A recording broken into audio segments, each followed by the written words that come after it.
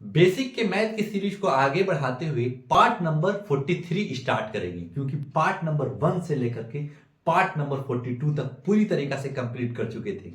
जो भी concept basic का है पूरा देने का कोशिश कर रहे हैं। ऐसा नहीं कि हम कुछ चुरा रहे हैं, ऐसा कुछ नहीं कर रहे हैं। हम समझ रहे हैं कि बच्चे किस जगह पे फंसते हैं। क्लास 7 से क्लास 10 तक बच्चे मैथ तो बनाना चाहते हैं, लेकिन उसका बेसिक नहीं रहने के कारण ही बच्चे फंसे के फंसे रह जाते हैं। तो आप उस गहरा से हम आपको निकालेंगे। आप निकलने के लिए बशर्ते तैयार हो जाइए। पेन और कॉपी लेकर बैठिए और नोट्स बनाइए। 1 से 2 बार 3 बार रिवीजन कीजिए। समझ में नहीं आता है तो कमेंट कीजिए, क्वेश्चन भेजिए, फिर देखिए आपको हम जानदार बनाएंगे। तो चलिए स्टार्ट करते हैं पार्ट नंबर 43। क्वेश्चन एक्सपोनेंट का है, जिसको हिंदी में कहते हैं सर्ट्स।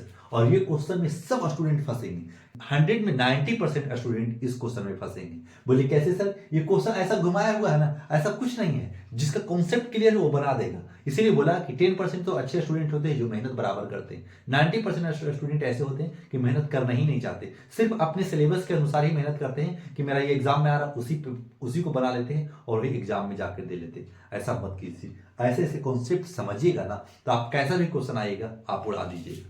जैसे में सर समझिएगा इसको। आपको पता है कि ये पूरी तरीके से बड़े ब्रैकेट को कैद कर दिया है और डिवाइड में 7 दे दिया है। तो आप ऐसे लिख सकते हैं 2 पे पावर 3x माइनस 1 प्लस 10। अब आपको कुछ ही डिवाइड में दिया हुआ है। डिवाइड का मतलब नीचे ही तो होता है 7, ये नीचे ले जाएगा ताकि डिवाइड में। डिवाइड में सर 6 ऐसे ही ला सकते हैं। हाँ मेरे भाई ऐसे ही ला सकते। क्यों ऐसा कर रहे हैं सर?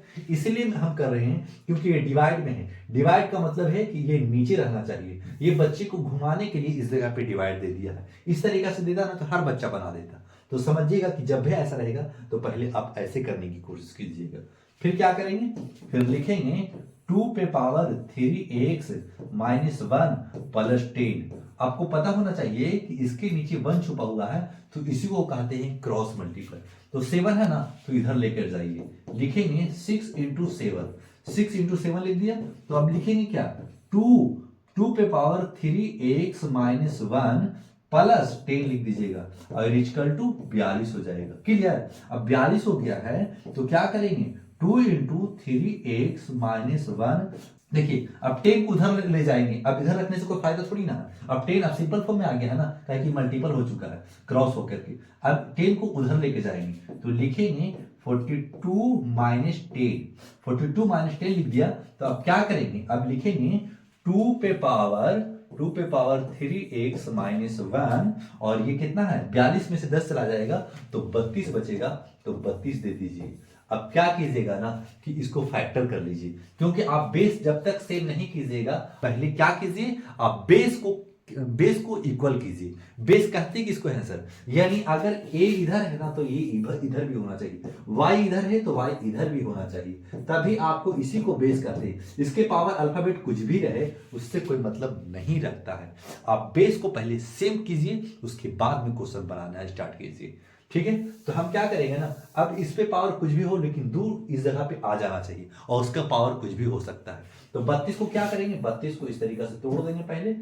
260 2 8 2 4 2 4 2 2 2 1। ठीक है? अब 2 2 1 हो गया ना, नीचे 1 आ गया है। अब नीचे 1 आ गया तो 1 से कोई मतलब ही नहीं रहता। किसी भी डिजिट को 1 से मल्टीपल करेंगे तो उतना ही डिजिट रहेगा। तो अब क्या करेंगे? देखिए 2 पे पावर 5 है। बोले कैसे सर? क्योंकि आपको पता है कि 2 बार पावर 5 करेंगे तो इसका मतलब है कि 2 इंटू 2 इंटू 2 इंटू 5 बार करते हैं ना, तो हर पे पावर 1 1 लिख देंगे तो कोई दिक्कत? तो हम सबको क्या करेंगे? इकट्ठा लिख लेंगे और लिख करके क्या लिख देंगे? 2 पे पावर 5। अब 2 पे पावर 5 हो गया तो इसका मतलब है कि अब हमारा बेस बनकर तैयार हो गया है, यानी सेम आ चुका है। तो 2 पे पावर 5 हो चुका है, क्योंकि अगर 2 को 5 बार मल्टीपल करते जाएगा ना तो 32 आ जाएगा, वही 5 है। अब देखिए बेस खुद ब खुद सेम हो गया। जब बेस सेम हो गया तो आप क्या कीजिएगा? 3x minus 1 equal to 5। Base को एज इट इज ऐसा ही छोड़ दी, मत कुछ कीजिए। फिर क्या करेंगे?